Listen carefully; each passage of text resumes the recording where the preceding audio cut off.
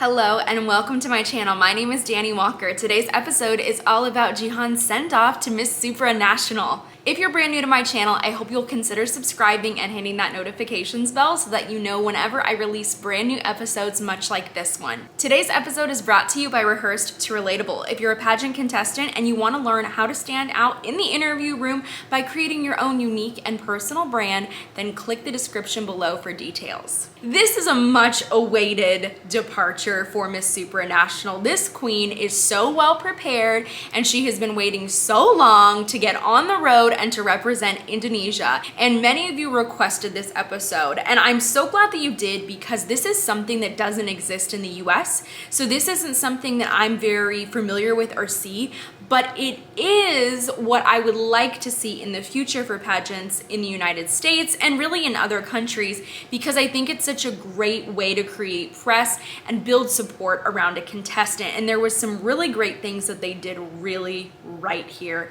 in my opinion. So some countries do this, they unveil different pieces of wardrobe or inspiration, or they talk about their team, or there's all sorts of ways of doing a sort of virtual send off for your contestant. But what I really love is that we get the community involved more, we get pageant fans involved more, and we can say those extra thank yous to people that might not always be recognized at the national pageant, because I'm telling you, it takes a village and it's really hard to say all of those thank yous, and that was present here. So the first thing I want to mention is how beautiful the videos were that were created for her. They were professionally shot, filmed, edited. I can't even imagine really what went into all of this, but very well done by the organization. First, they addressed her advocacy. So we got to see all the work that she has been doing across Indonesia to address issues like education, poverty, eradicating hunger, and COVID. This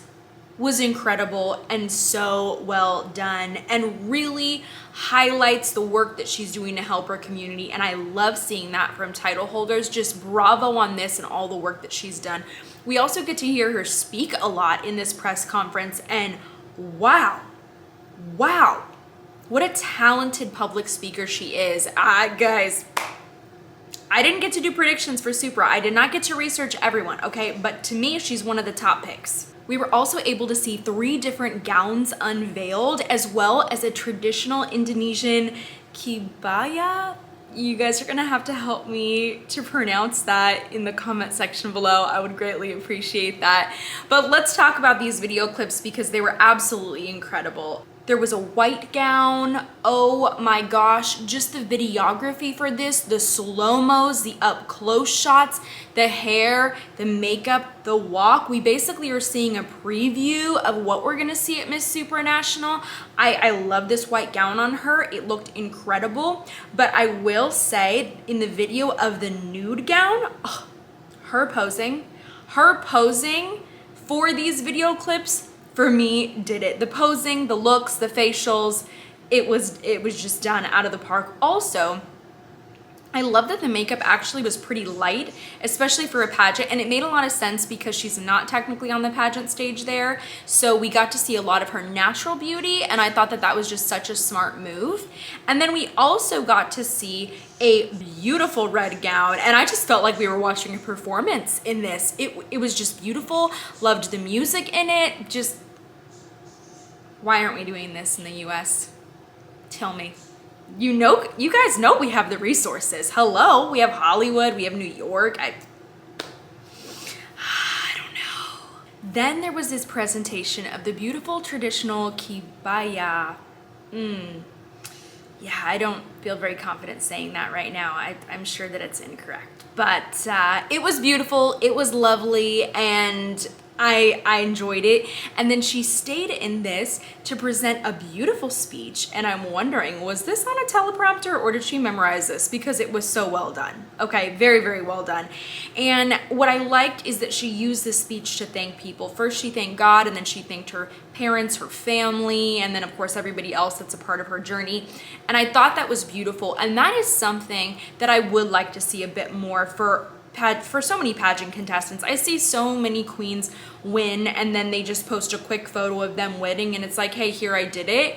And they really forget all those people that were a part of their journey. And that's something that's always been important to me. It's something that my mom taught me from a very early age. Even when I was a junior teen contestant, when I had just turned 14 years old, my mom was like, you're gonna sit here and you're gonna write these thank you cards to everybody who supported you. When I was younger, it was something that to me was like, oh gosh, okay, mom, like, okay, I'll write the thank you cards, right?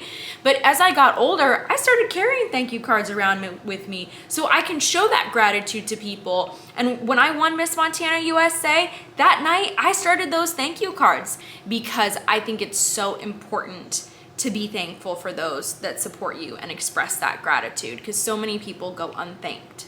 Now we got to see the national costume, and this costume is incredible. And what I love here, because this is, by the way, the same organization that has the franchise rights to Miss Universe Indonesia as well as Indonesia's Supranational. And so what I liked though is that the quality of her national costume met the quality of the national costume for Universe. And I appreciate that. I feel like sometimes organizations don't care as much when they're like, okay, this girl's going to Universe, we're gonna put all of our money towards her and not really worry about our other title holders. No, like they should both deserve the same amount of respect and effort. And I loved that. This is a beautiful costume. It is a horse, which to me is just one of the most beautiful creatures. And I mean, like imagine like horses in the sun racing and like how much strength that they have. And yeah, horses are just stunning. And so I thought it was a great choice, but the quality, like I said, this had gold plating. They said that there were over 10,000 rhinestones on it. That's in addition to the pearls and crystals it was covered in, but it was very well done. It was beautiful. It was glamorous. It was competitive. I love it. One thing that I got an idea of when I was watching this, so it's not technically my idea, was when they featured the singers, I was just thinking how cool would it be to start combining the arts and pageantry to incorporate more singers, more performers for events like this. Obviously we have them during final shows, but if we could combine our fan bases, then we would merge them and we would both collectively have bigger audiences. So I love the use of arts and the singers in this and featuring them. And last but not least, let's talk about what I consider like the Indonesia video and all about Indonesia and her representing them. Not only her representing them, but I thought it was such a beautiful video even for tourism. And then at the very end, we also saw some sponsors featured in there as well, but it was so well done and so well shot. And now I'm like, okay, well, I need to visit Indonesia, okay? I need to, when things open up, okay, guys, it's on my list. It's on my list, and I would love to see you all there and actually go to the pageant and support and vlog it. That would be so fun. Okay, I'm getting really excited right now, just dreaming. So those are my thoughts about this send-off press conference.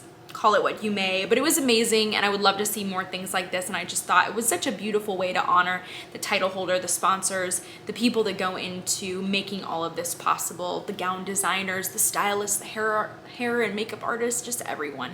So I loved it, I enjoyed it, and I will link it in the description so you guys can watch it too. Thank you for tuning into this episode, and I hope to see you really soon at lots more. Don't forget to leave your episode requests in the comments because I am paying attention, and that's how this episode came about. So if you want to see something specific on the channel, comment it below.